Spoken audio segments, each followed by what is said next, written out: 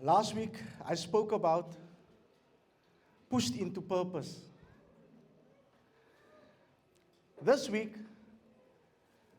I'm going to speak on the subject when your pain pushes you to purpose.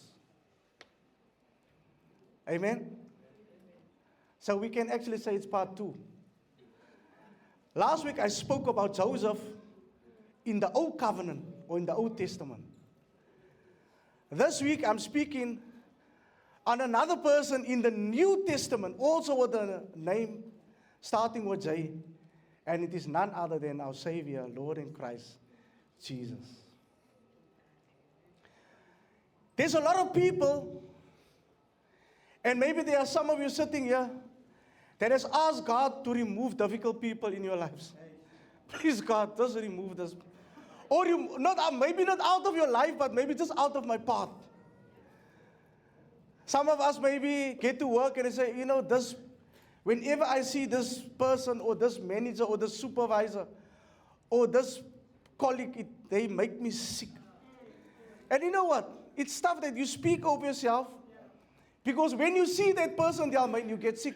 Because you see that person, this person make me sick. How many of us has put our trust in someone?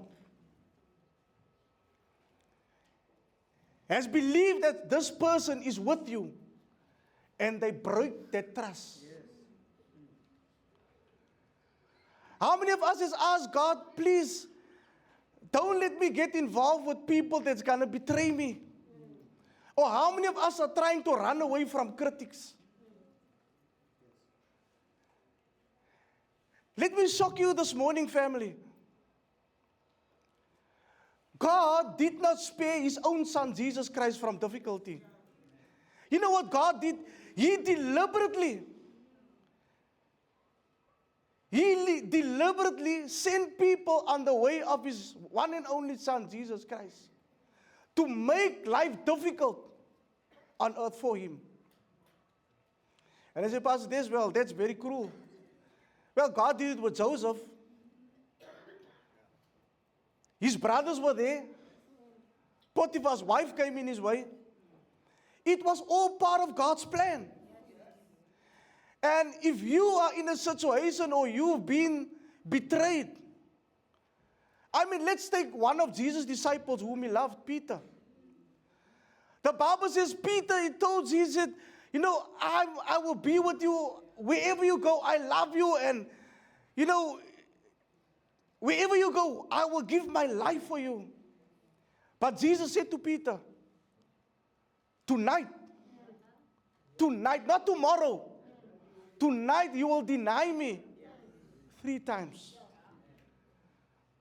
When the cock crows. And it happened just like that. Is it strange, family, to think of you've invested in someone. You've walked the path with someone. And now that person betrays you. That person stabs you in the back. But you say, God, I'm serving you. I'm paying my tithes. I'm faithful. I'm doing everything that you want me to do. And look what has happened to me. This cannot be your purpose for my life. Maybe you need to relook. Maybe you need to rethink. Maybe you need to check and see that how God is orchestrating things in your life. And He can use anything to get you to your purpose. Let's read Luke 22, verses 41 to 44. It says, and He was withdrawn from them about a stone's throw. I'm reading from a New King James Bible, so my version might differ from yours. And He was withdrawn from them about a stone's throw, and He knelt down and prayed. This is Jesus now in the Garden of Gethsemane. Verse 42, saying, Father, if it is your will, take this cup away from me. In other words, family, this is now a person that is really now, he's feeling something is happening.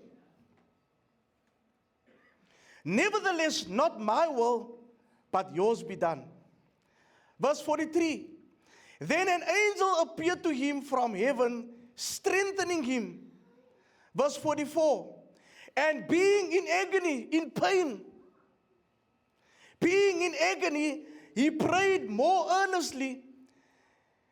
Then his sweat became like drops of blood falling down to the ground. Now the significance, family, of the place that Jesus was praying was Gethsemane in Hebrew, which is translated, it was an old olive press. In other words, he was at a place of crushing. He was at a place of pressing. And the Bible says his sweat drops, his sweat becomes like drops of blood. Now the reason why Luke is giving this view from this scripture is because Luke was a doctor. He was a surgeon, or he was, in the medical field. And he's giving his view on how Jesus went into the last moments. And family, I want to remind you, when people comes on our path, or when Jesus sent people on our path, at that moment it might not seem right. At that moment it might not seem fair when things happen, bad things happen in our lives. I can imagine how Job felt when he lost everything. On the ash heap, boils all over him. And the Bible says the dogs came to lick. Once the richest man, he lost all his children. Surely this man must have sinned. There must have been something that is done to aggravate God, to make God angry. God is a merciful God, family. But how many of us had asked the question, God, why did these things happen to me? Why are these things happening to me? Why did this person deny me or betray me or stab me in the back or blackmail me or made me to lose my job? Sometimes it's not in our control, family. But it's part of God's plan, how He orchestrates. And I want to highlight 7 things this morning, family. 7 people which God used in the life of Jesus to push him into his purpose. And the first people, once again, like last week, was family. His mother Mary and Joseph, the earthly parents. Let's go to Matthew 2, verses 13 and 14. Mary and Joseph is Jesus' earthly parents. God used them to push him into his purpose. And for a lot of children, and this is just by the way and for free, we don't understand that our parents are always there just to protect us. Matthew 2, verses 13 and 14. When they had gone, an angel of the Lord appeared to Joseph in a dream. Get up, he said. Take the child and his mother and escape to Egypt. Stay there until I tell you, for Herod is going to search for the child to kill him. Now, family, this is a baby. Jesus was a baby, but the devil was after him. Are the devil after us? Come on, family. Verse 14. So he got up, took the child and his mother during the night, and left for Egypt. Why this is so profound, family, is that we have to bring this scripture and verses home. Why is it that whatever it is that is in a baby stage, the devil will always try to kill? Whatever that is still small, the devil will try to rob you. If you have a big idea to start a business, he will try and rob you from that idea. If you have a big dream that you want to achieve things, the devil will try to destroy it.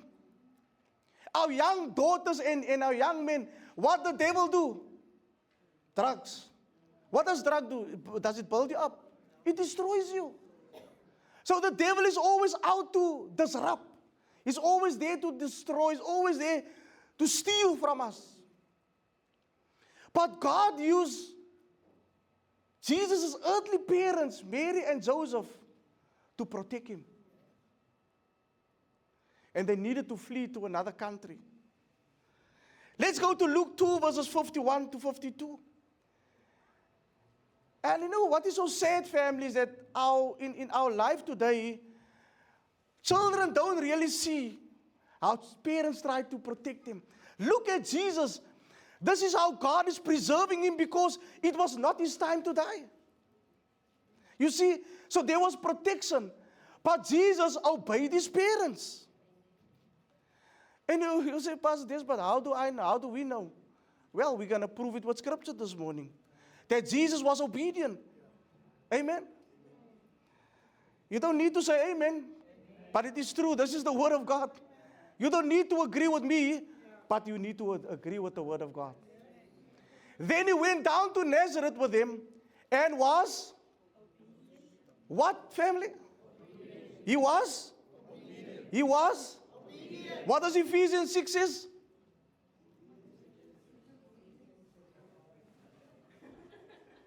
I thought someone's going to scream, some of the parents going to scream, obey your parents. Let's put Ephesians 6 up. Let's go there. It's not in my notes, but let's go to, I want us just to knock this demon down one time. Let's prove it in Scripture, family. Amen? Ephesians 6. I think it's always good, family, to prove Scripture so that people can see, but this is not library stuff. It was found in a book and somewhere and a scroll or so. This is the Word of God. What the Bible says?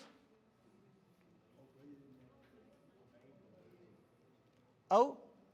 Is this Ephesians 6? Is this Ephesians 6?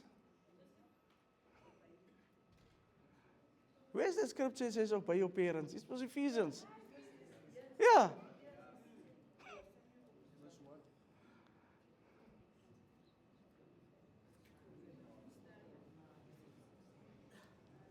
What does the Bible says? There we go. Is it Ephesians 6? Verse 2. There it is. Family, can you see there? What does it say? Children, our parents in the Lord, for this is it wrong? It's right. And you know what? You know, God used his son as an illustration to prove that, and this is Paul that comes years after Jesus. Come on, family. This is Paul writing to the church in Ephesus. And he's writing to the children. Why did Paul write this? Because there was obedient children. And I think the parents would just write the verses down because there's something for us too, which we're not going to go into there. Yeah, we have to obey as children, but the Bible also says that the parents shouldn't irritate the children. I thought the youth were going to rise and jump and scream and just give me a whoa or something. But anyway, there's nothing, so it's your loss. It was your moment there. Luke 2, verses 51. Let's go to Luke 2 again, verse 51 and 52. Then he went down to Nazareth with them. He was obedient to them. But his mother treasured all these things in her heart. Verse 52. I like this verse, family. I love this verse. You know why? Because the Bible says that Jesus grew in wisdom. He grew and he grew in favor with God and, in other words, with God and with the people that was around him. He grew up as a young man, decent, obedient. But God used his parents. Sometimes, you know, as children, our parents irritate us. Amen? Oh, there's no amen there. Come on, I know your parents irritate you. Or so we think. But our parents are there to nurture us. Our parents are there to guide us. Our parents are there to protect us. Look, there was a problem. there was harm. The devil was after Jesus. What did his parents do? They protected him. You know what? They protected him so much so that they moved into another place to protect him. Why? Because God has a purpose for his life. My cousins, you know, my cousin's wife, they stayed also in East Ridge. And the son were involved in gangsterism, and he was drinking and all these things. And you know what? They just relocated. They moved from East Ridge to Bayview, and that son is on his head. Tip top. They just relocated. Why? They protected him. They protected him. They nurtured him. Although the Islam, but it's the same principle, family. It's the same principle. But God is protecting you. I never saw this because I was always thinking, you know, why does my mommy want to limit me? I can't go here, I can't go there. But it's because she loves me and she protects me. But I didn't see it that way. But there was someone that was after Jesus. And that is what we can't see. You see, family, the problem is we cannot see the devil. Who have seen the devil?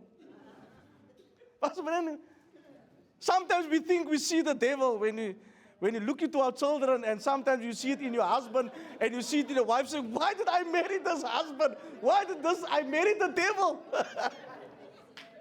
Here ek los man hom. But you cannot see him. But I mean, the message came. They want to kill Jesus.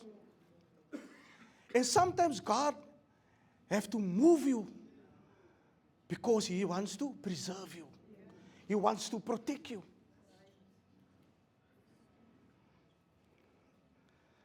The second person that God used in the life of Jesus was John the Baptist. Isaiah 40 verses 3. John the Baptist, he was the forerunner. He was the one that prepared the way for Jesus. In other words, someone needed to prepare the way for Jesus. He was the forerunner. In other words, before activation, there has to be preparation. So that was John the Baptist. There was preparation. Isaiah 40 verses 3. Let's go there quickly. A voice of one calling. Now, Isaiah was a prophet. He is called also, the Bible, the book of Isaiah is called the mini Bible because it has 66 books. And that's why they call also Isaiah the mini Bible. A voice of one calling in the desert, prepare the way for the Lord. Now this was in the Old Testament. Prepare the way, preparation. Can you see the word there? Prepare. Prepare the way for the Lord. Make straight in the wilderness a highway for our God. Matthew 3 verses 1 to 3. Matthew 3 verses 1 to 3. I want us to see how accurate the Bible is.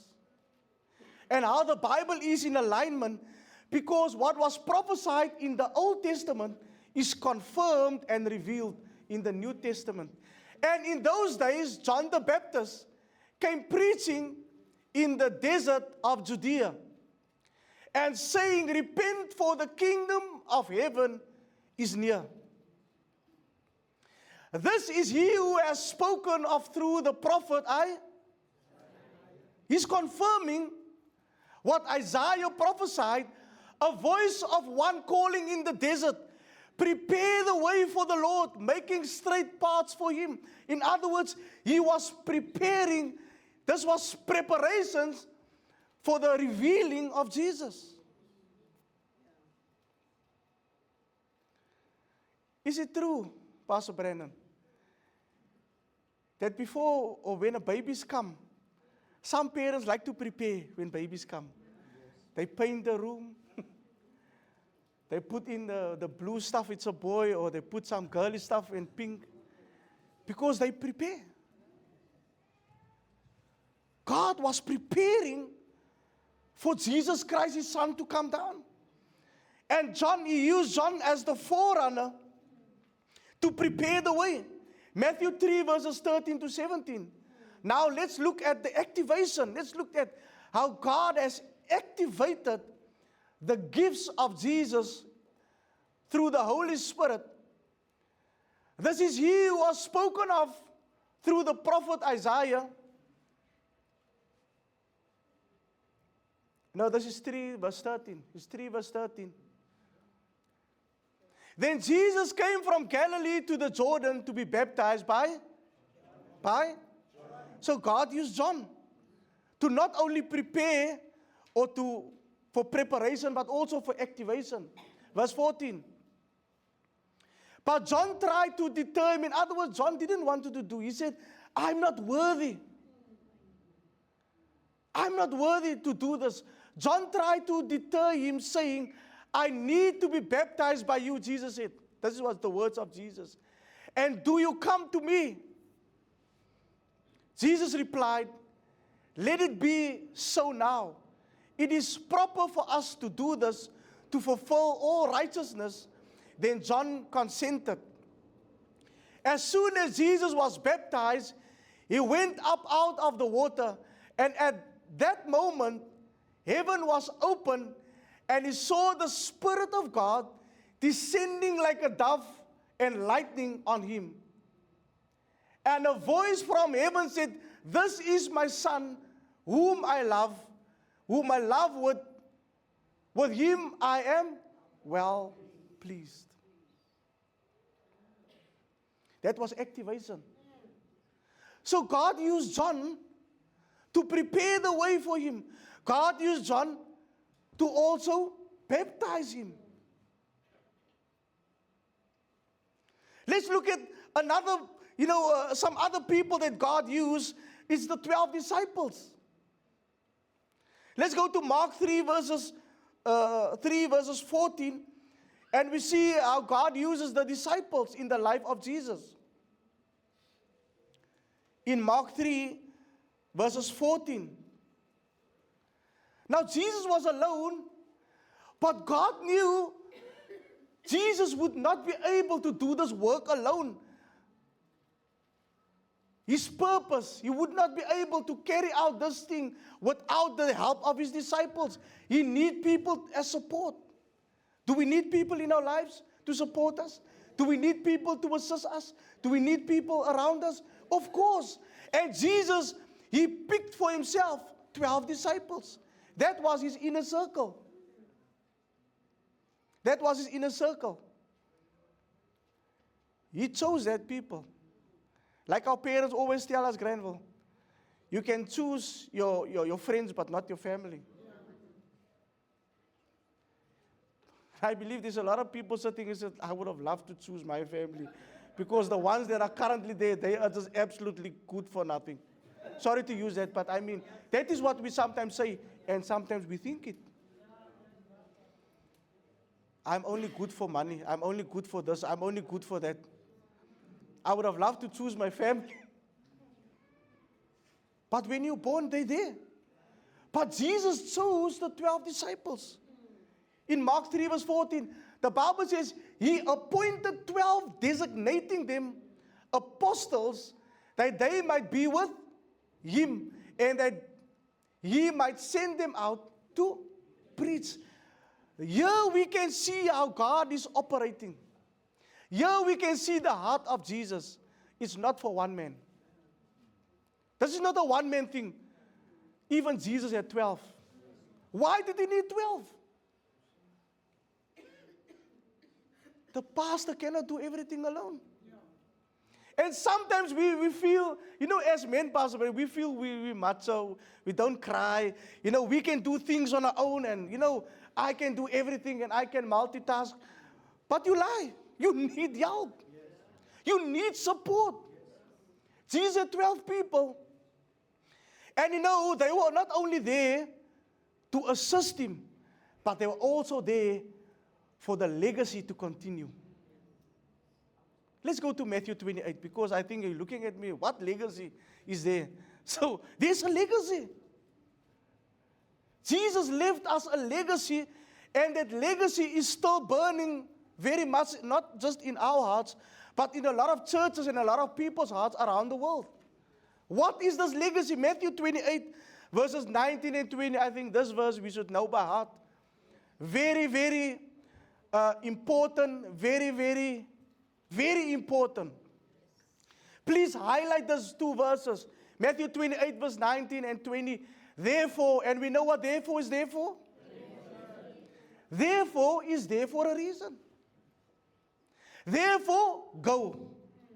I like that. After therefore, it says go. And that is what a lot of people do, Mercer. When they get saved, they just want to go. Because we've already been commissioned. But we're going to listen to the Word of God, and we will read how God is orchestrating things in our life for us to go. Because there must be preparation and activation. You cannot go without it.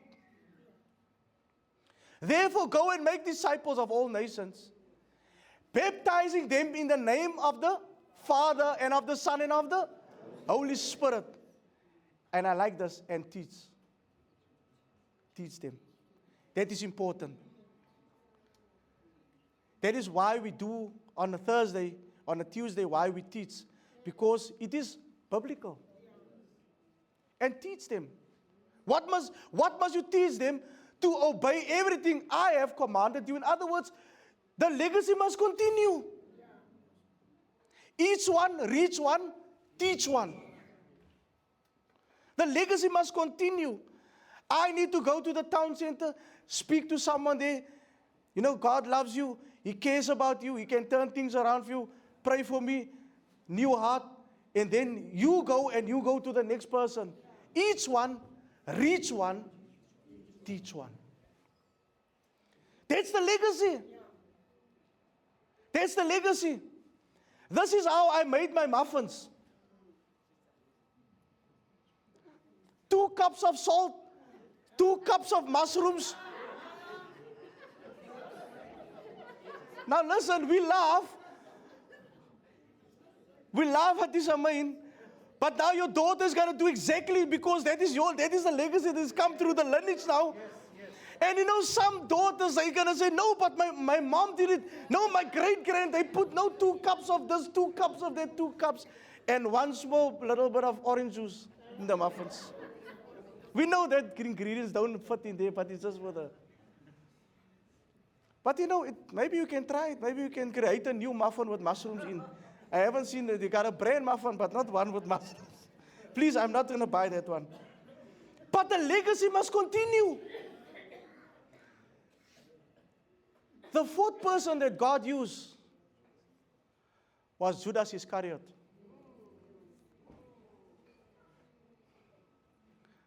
This is so sad. Judas Iscariot, one of his own disciples,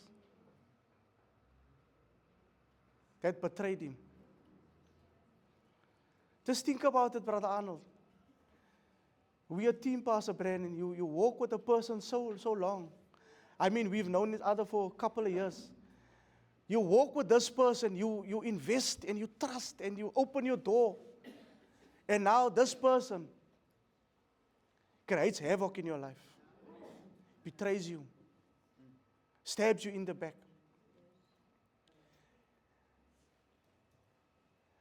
Let's look at what the Bible is saying, because this is another prophecy that was fulfilled. Let's look at Psalms 41, verses 9. This is another prophecy that was fulfilled.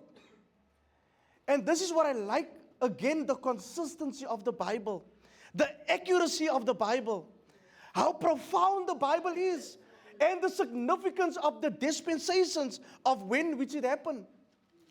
Everything was according to God's timing. The problem is, family, is that your timing of birth was all right. But how your life is going, it's not sometimes, and sometimes we choose the wrong thing. But who says maybe it was God that allows you to choose the wrong way so that He can orchestrate you to come into His way? On the night of my accident in 2009, when I drove straight into a car and my whole face was into a windscreen of a vehicle, I blame God. I'm honest.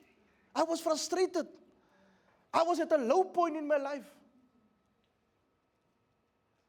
And you know what? To top it all off, there was no friends. But 3 people God used that evening to prevent that accident from happening, Mercer. But I decided I'm going to follow my own mind. But now when I think back, Pastor Brandon, when I think back that even though the accident happened, it pushed me. It was painful then. It wasn't easy then. It was hurting. It was sad. I came to the clinic here, to the emergency section down in Mitchell's Plain, the town center. And the nurse asked me, "Are you married?" I said, "No." She said, "Your face will never come right, my friend." And that was before I got married. But who can say 15 years down the line? And God sent someone that thinks I'm very beautiful. I'm very handsome. Yeah. Whether you like it or not, I'm bold and beautiful. Los maar af. Yeah. But what am I saying, family? That accident, I think it had to happen. I didn't think so that time. Can you see how God is? Why Jesus need to run to another place? Why said Mary, Joseph, take him away?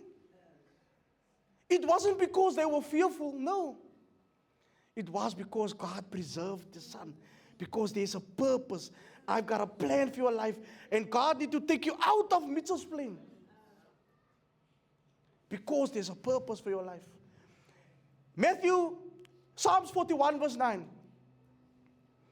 Even my close friend whom I trusted. You see? Even my close friend whom I trusted. He who shared my bread. Family. Has lifted up his heel against me. That is Psalms 41 verse 9. Let's go to the new covenant. In John 13 verses 18. John 13 verses 18.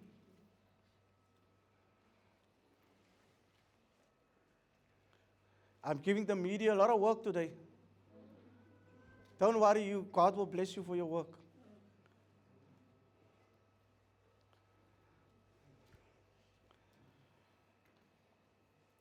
John 13 verses 18. Amen. I'm not referring to all of you. Now Jesus was sitting with his disciples. This was the Last Supper. I'm not referring to all of you. I know those I have chosen. But this is to fulfill the scripture. This is to fulfill the scripture. He who shares my, exactly. He who has shared my bread has lifted up his heel. The disciples didn't know that Jesus was speaking to Judas Iscariot. Because he was one of the 12 around the table. And he was speaking to Judas. Let's read Matthew 26 verses 24 and 25. Matthew 26 verses 24 and 25.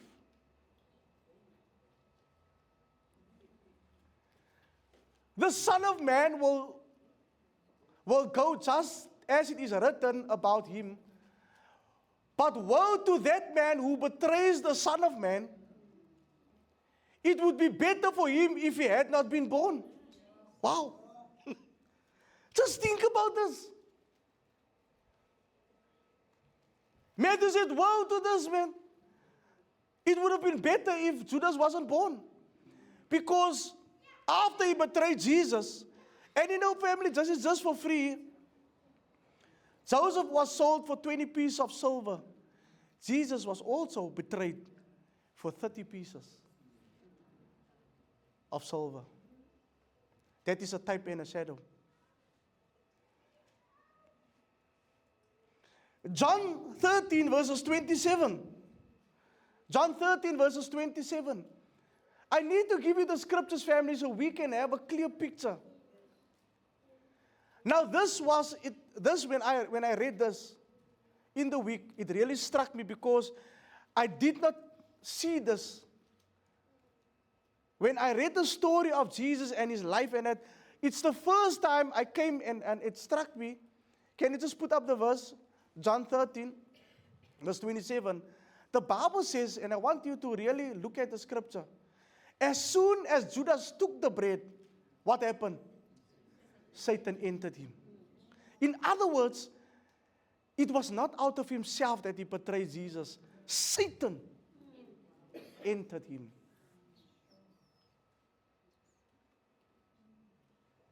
It confirms what Paul is saying to the church again in Ephesians 6 verses 10 and 12. He says, our warfare is not against people. So which means that Judas Iscariot, the devil was inside of him. There the Bible says. Satan entered him after he ate the bread. So Pastor Brian, we have to be careful next week when we have communion. I'm going to put 10 full armors on. Because someone can, the devil can just get into someone and they feel they want to, But it's still happening, family. Come on. This is still happening. That's why they see how people are being shot and killed. Who kills these people? It's not people. It is Satan. It is spirits. Evil spirits. Demonic spirits. It's not against flesh and blood. It's not against people. The fifth person God used to push Jesus into his purpose was Pontius Pilate. He was part of the Sanhedrin, but he also represented the authorities. Pontius Pilate. Matthew 26, verses 65 and 66.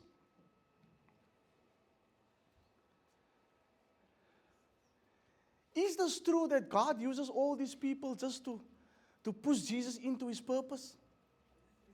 All these things had to happen. Jesus needed to go to court.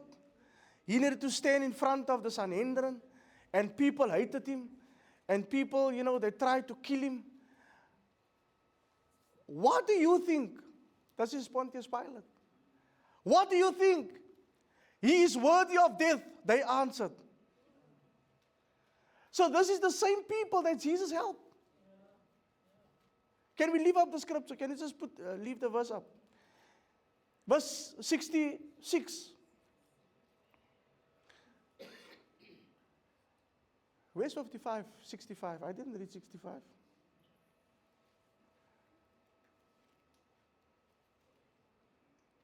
Then the high priest tore his clothes and said, he has spoken blasphemy. Why do we need any more witnesses?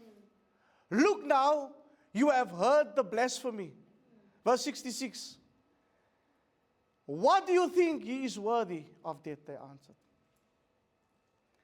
The people shouted, give us Barabbas. Give us Barabbas. Crucify Jesus. A person who've helped them. A person who took care of them. A person who gave them teachings. Crucify him. Matthew 27 verses 20 to 26. Matthew 27 verses 20 to 26. But the chief priests and the elders persuaded the crowd to ask for Barabbas and to have Jesus executed. Verse 21. Which of the two do you want me to release to you? Asked the governor. Barabbas, they answered. Now, family, we have to understand that Pilate could have ended this trial or this case. But because God orchestrates things, he washed his hands. He said, I'm sorry. I'm giving him over to you. They played exactly into the hands of God. They played into the hands of God. They pushed Jesus into his purpose. Which of the two do you want me to release to you? Asked the governor. Barabbas, they answered. Verse 22. What shall I do then with Jesus, who is called Christ? Pilate asked. In other words, he is giving them the option, but we will see God has orchestrated everything. He had to ask them. What shall I do with Jesus who is called Christ? Pilate asked. They answered, crucify him. Verses 23. Why? What crime has he committed? Asked Pilate. Because Pilate couldn't find fault in him. But they shouted all louder, crucify him. Verse 24.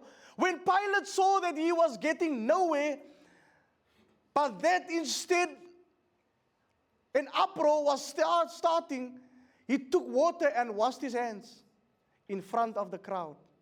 I am innocent of this man's blood. He said, it is your responsibility. In other words, he's taking a back step, but he's letting God have his way. How beautiful is this? He thought that he was doing God a favor, or himself a favor by stepping back.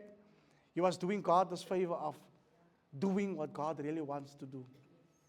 All the people answered, let his blood be on us and our children. Then he released Barabbas to them, but he had Jesus flogged and handed him over to be crucified. In other words, here the flogging starts. The pain starts, the hitting and the spitting and all the nasty words, the swearing and all these things came. Because now this is where all things started. They started hitting him, mocking him. Can we just leave that verse up?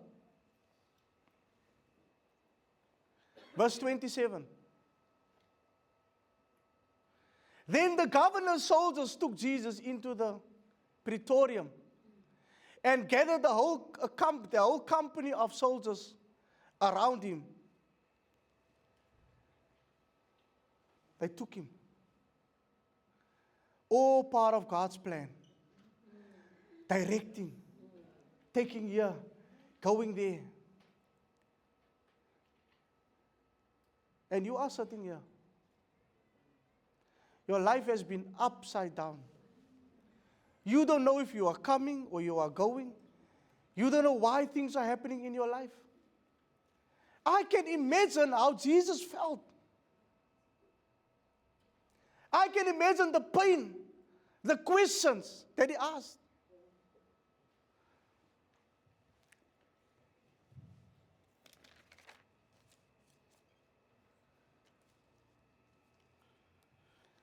And after they hit him, after they flogged him, ripped out the piece of flesh out of his body, put the crown of thorns on his head, mocked him. The Bible says they could not recognize him. They could not recognize him. That is the pain that he went through, and it was not even for himself. I would do it for my children, but not for someone else. I'm sorry. If there's someone here that said, I will go through the same pain, I will go through the same beating, I will go through the same things that Jesus went through for other people or for just for Mitchell's Plain, I think you're lying to yourself. There's none of us here sitting that will be able even to bear what Jesus had gone through. It was painful, but it was the purpose. The purpose of God was always there. He needed to take that beating. He needed to go through that pain. And if Jesus go through these things and went through it, we will also. everyone want to come after me. What must he do? He must take up his cross. That is exactly what Jesus did. If you want to come after me, Ashley, if you want to follow me, if you want to be a Christian, you will have trouble. Trust will be broken, Granville. Loyalty will be broken. People will mock you. People will say ugly things about Christians, and people will try to corner you, because the same things happened with Jesus. They tried to corner him. They despised him, and they said all the nasty things. And Christians take a lot of critics. There's a lot of critics for Christians. They always try, how can Jesus walk on water? How can the blood of Jesus wash you clean? How can Jesus be the Son of God? How can Jesus be this? How can Jesus be that? It's always just about him.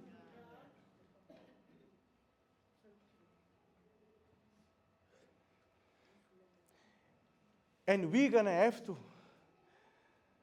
be on our guard, because we're going to face some of these things. Look at her now. She thinks she's now a Christian. She used to hang out with us at lekker dagga geroek, and now you want to.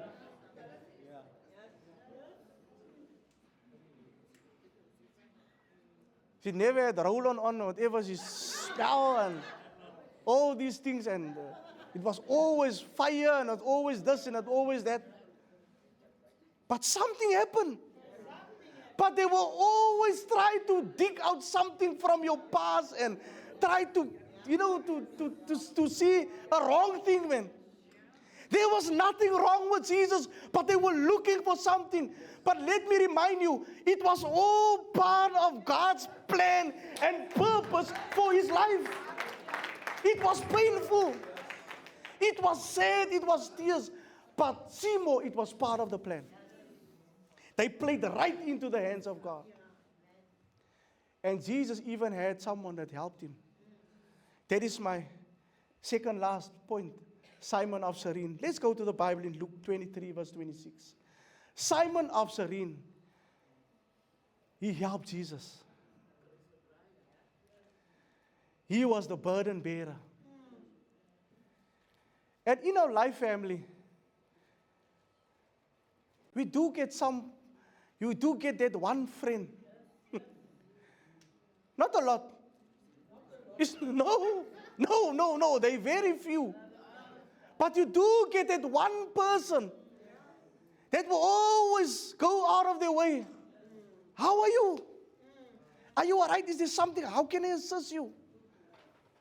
As they led him away, they see Simon from Cyrene, who was on his way in from the country, and put the cross on him and made him carry it behind Jesus. Jesus was beaten so badly. It was so difficult. They made it difficult for him to carry that cross.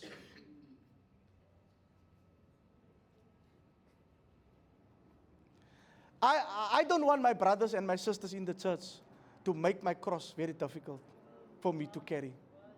But it's happening. I'm not saying in this church, please. I don't mean you, but I mean brothers and sisters outside, other people.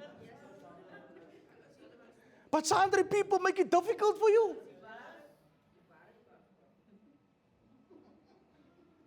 There's always a case, there's always an issue, there's always a problem, there's always this. They make it so difficult. But the Bible says we must bear one another's. We must bear one another's burdens. Can we put up Galatians 6 verse 1? I just feel led to just read the scripture to you. This is not part of my notes, but I just feel led to just read you this verse. Galatians 6 verses 1.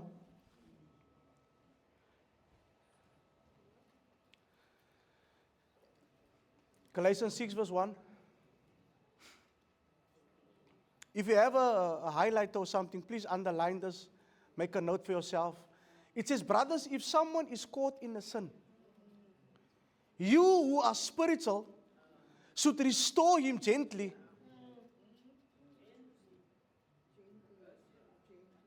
But there's a but. And we know why the but is. The but erases whatever's been said now. But what's your self?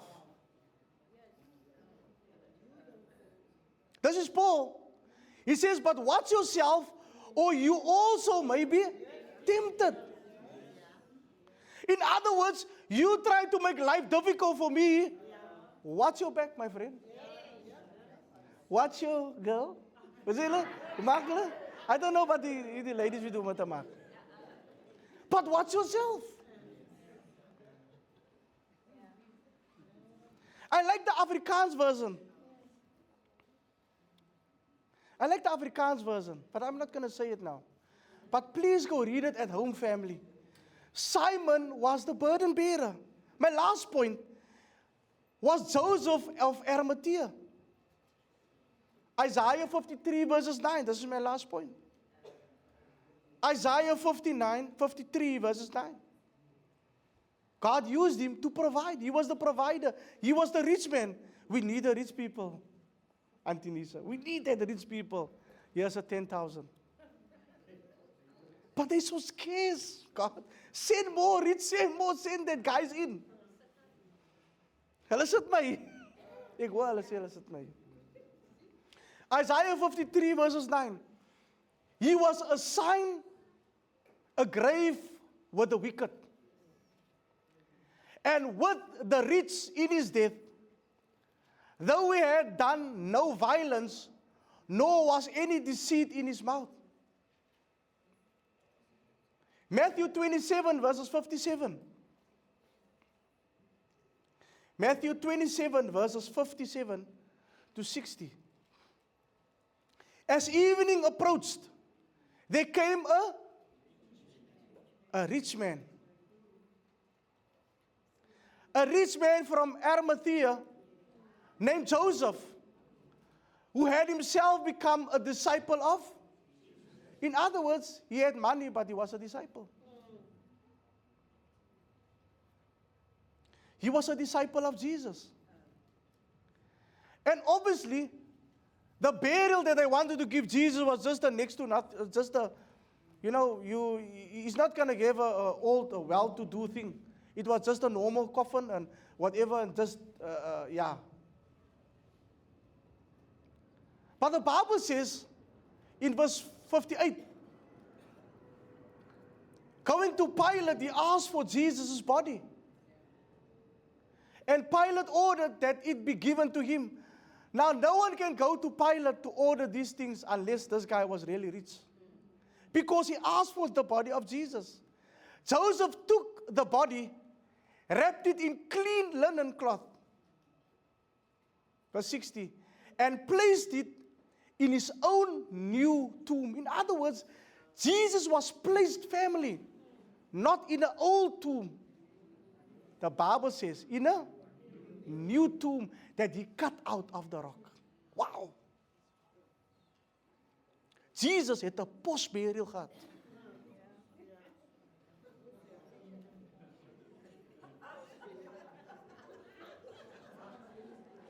It's there, the Bible says it. Come on, family, it's there. That's the word of God. The Bible says he placed it in his own. In other words, no one else was there before him. That was specially made for him. And people pay, family, thousands of rands to enter that tomb right now. You know how much money Israel make out of that tomb? Only that place. If you want to go to Gethsemane, that place is fenced off. You cannot even really go into that place. You have to walk around. And, as I saw the pictures, I would love to go one day. But they make a lot of money if you want to go to that tomb. But Jesus had a rich friend. But he was a disciple.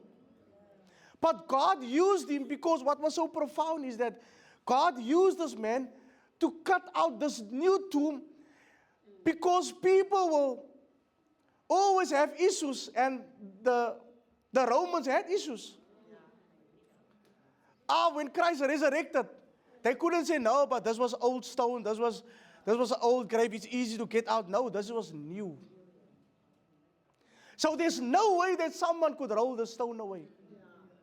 Why? Because it was new.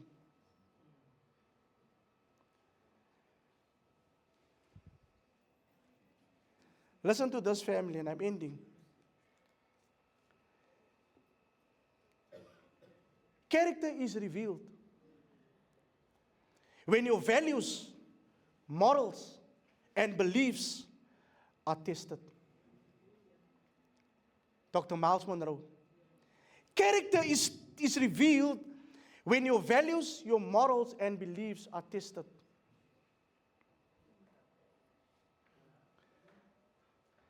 And there's a lot of people. Your values, your morals, your beliefs are being tested.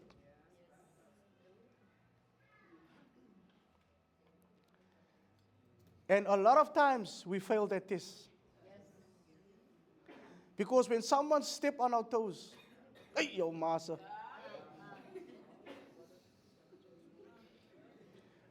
As mos die Mother City. As mos Mother City. Ons weet mos. Cape Town is mos Mother City.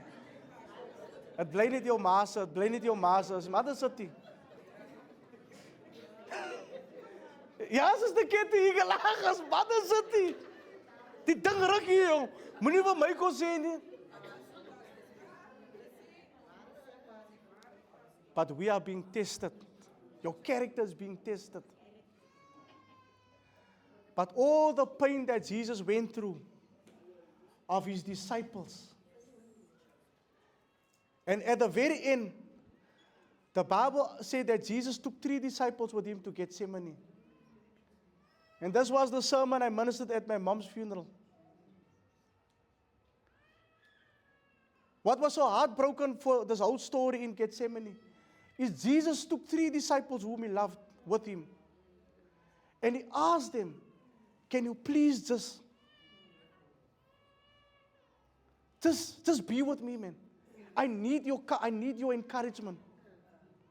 I need you just to be with me. And the Bible says after 1 hour, they weren't there for him.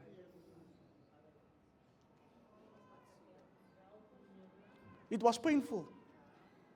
It was hurting. When people that you've invested so much in, the path that you've walked with people, but God carried him through. Jesus fulfilled his purpose. How painful it was. He said, take this cup from me. Bitter cup. How many of us are saying, life is so bitter, man? There's a lady that came to Jimmy Swaggart. I've said it many times in the church. After the sermon, he was preaching on heaven and hell. And she said, Pastor Swaggart, how can you say that if we're not going to accept Jesus or come to the saving knowledge of Christ, that I'm going to burn in hell? She said, my whole life has been hell. My whole life has been painful. My whole life has been difficult. How many of us can really say, you know what? I've gone through the same things. But I'm here to tell you, God has a way of orchestrating and planning your life. Maybe you've gone too far away from him. Maybe you're so far away from God. So you think, yes. And you know, the devil, he wants you to think that God is far away. God is not far away. I'm here to tell you, God is not far away. He's only a prayer away. He's not far away, family. You just need to believe. You just need to open yourself up. You just need to come in alignment in God's plan. If his son, Jesus Christ, went through all these things, do you think that people is just going to give you thousands of rands for mahala every day? No. Do you think that you're just going to skip difficult times? No. Who of us can say, you know, my life up until now has been a breeze? How many of us sitting here can say, you know, Pastor Desmond, I receive lots of money every month. I've got food in my cupboard whole year through, then I tell you, my friend, you are the first person that needs to come and bow down here. Because life has been uneasy for a lot of people. Life has been difficult. The devil has slapped you on all corners.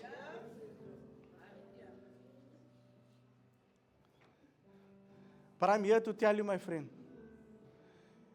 we've got a friend in Jesus. We've got a friend in Jesus. In the difficult times, I know. I just know, in the difficult times, He was there. When that little money needed to be stretched. And the units were starting to come from 10 down. Have you been at the point when the unit says 0.05 or 0.5? Have you been at the point where the electricity went completely off? But God came through after the darkness. But it did come through. How many of us can say the difficult time did come? Yes, the tough times were there. And maybe you are experiencing tough times right now. I'm here to tell you, family, Jesus paid for that. He paid for what you are going through right now. And you can make it.